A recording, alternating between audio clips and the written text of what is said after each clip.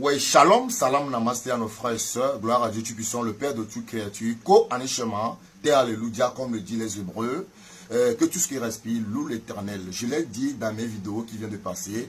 Comment ne pas vivre 2024 comme 2025? Je l'ai dit une fois. 2024-2025, c'est des appellations. C'est les êtres humains, c'est les créatures qui ont déterminé ces temps-là afin de montrer à Dieu que nous, ces créatures, c'est comme ça nous vivons et Dieu nous suit. Donc, à un moment donné, avant de rentrer dans un nouveau cycle ou bien dans une nouvelle année, il faut corriger les erreurs du passé, se poser des questions. Qu'est-ce que j'ai fait, bien ou mal, cette année qui vient de passer? Comment je dois ici prendre pour corriger? Vous voyez? Mais la correction doit être en profonde. L'introspection, elle est personnelle. Quelles sont les erreurs que j'ai faites? Quelles sont les personnes que j'ai offensées? Vous voyez? Je corrige tout ça là. Maintenant, je dois me faire consulter par un voyant médium.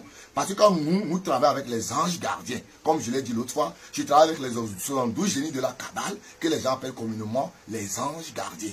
Vous voyez, nous, tout le monde a ça. Et c'est lui qui fait rapport à Dieu. Donc nous demandons à Dieu la permission de nous connecter à ces esprits ou bien à ces divinités et enfin de pouvoir corriger les erreurs. C'est ça que Dieu veut. Dieu veut vraiment la confession.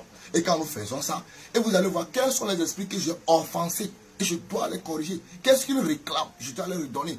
Quels sont mes comportements qui les a touchés, etc. C'est beaucoup de choses qu'ils nous ont fait. Et quand vous voyez un consultant, un maître spirituel, il va vous donner les règles là-dessus. Et vous allez rentrer dans une nouvelle année triomphalement.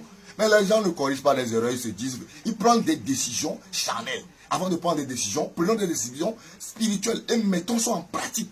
Avant de prendre des décisions et dire que cette année, je ne veux pas, je ne veux. Oui, il faut mettre ça en prière. Quand on parle de prière, ce n'est pas nécessairement ceux qui vont à l'église, mais tout le monde peut prier, communiquer à Dieu ou bien à une divinité supérieure. Et quand vous appelez Dieu, c'est une énergie supérieure. Il faut prendre vraiment des disponibilités, une purification. Il s'agit de faire le vide en soi parce que vous appelez une énergie pure.